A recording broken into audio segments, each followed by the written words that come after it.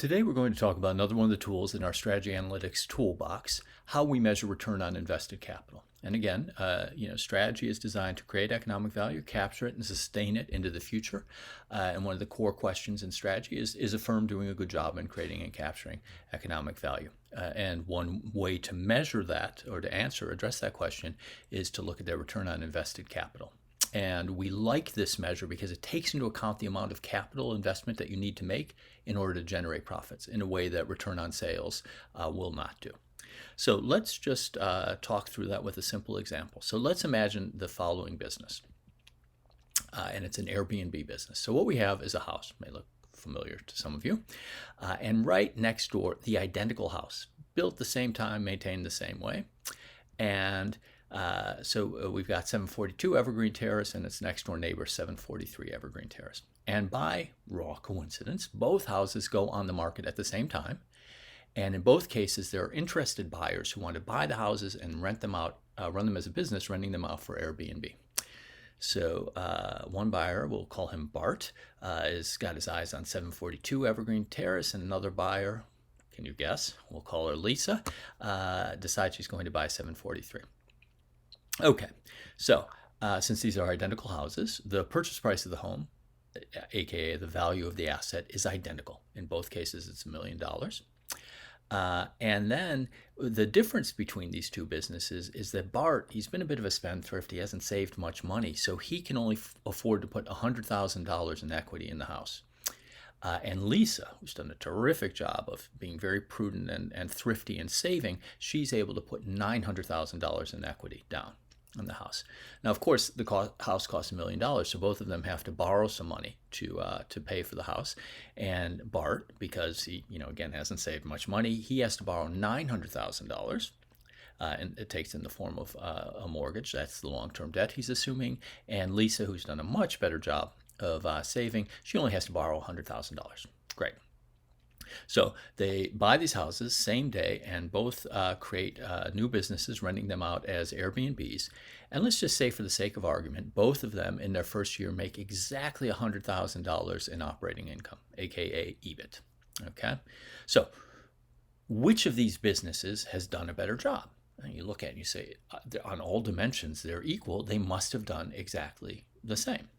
Well, that's not the case if we measure by return on equity. Okay, so Bart, he's earned $100,000, but he put only $100,000 in equity in, so he's got 100% return on equity. Versus Lisa, who also earned $100,000 in EBIT, but she put $900,000 in equity, so she's only earned 11%. So when you look at this doesn't seem quite right. Because they're identical businesses that, from an operating perspective, in terms of their strategy and the execution of their strategy, they've done exactly the same. They're identical, and yet their returns look very dissimilar. So this is why typically in the strategy course, we're not going to focus on return on equity, because return on equity, it measures something important, something you'll talk about in your finance course and should, but its return on equity is going to be influenced by the capital structure you have. How much equity do you have in the asset and how much debt? And in this case, we see two different balance sheets between Lisa and Bart, which really influences their return on equity in a way that obscures our primary concern, which is how well these businesses have done in creating and capturing economic value as operating entities, leaving aside the balance sheet considerations. So how could we measure return on investment in a way that accounts for the amount of capital that went into these businesses, but that captures the fact that as operating entities, leaving aside the balance sheet, they're identical to one another? Well, there are two ways we can do this, and we'll do this in the course. One is to look at return on assets. So in both cases, we'll say the asset is $1 million. It has neither appreciated nor depreciated over the course of the year. And so the purchase price is equal to the current value of the asset. And when we use assets as our denominator, we say, okay, well, Bart made $100,000 on an asset of $1 million. Lisa did exactly the same, so they both earned a 10% return on asset. And that's consistent with our intuition that these are identical businesses, identical strategies, identical execution. The return should be the same. Another way we could get at this, and we saw this in the Porter article when we looked at the profitability of industries, is return on invested capital. So here what we're doing, again, our numerator is the same. We're going to take EBIT, or operating income, as our numerator. And then what we're going to do is we're going to add together, to calculate invested capital, we're going to add together our equity, in Bart's case 100K, with our long-term debt, in Bart's case 900,000, and that will become our denominator. And again, what we see is a 10% return on invested capital.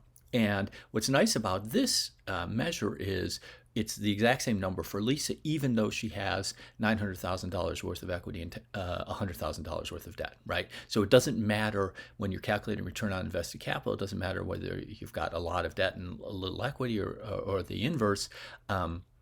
By adding those two together, you come up with a denominator that abstracts away from the structure of your balance sheet and provides greater insight into how well your business is doing as a business in creating and capturing economic value. Okay, so a couple quick things. The reason we like return on investment, the reason we saw, for instance, in the Porter article, is it accounts for the capital required to generate the profits. When you're calculating a return on investment or observing it reported, make sure you know what the numerator is. Are they talking about EBIT, net income, EBITDA? And also be clear on the denominator. Is it equity? Is it assets? Is it invested capital? We'll typically err on the side of return on assets, return on invested capital, for reasons we talked about. But we may, from time to time, see return on equity as well. The reason we like this measure, again, takes into account the capital that we've invested and allows us to control for different structures of balance sheet when assessing how well a company has done in creating and capturing economic value through the strategic choices they've made and how well they've executed those choices.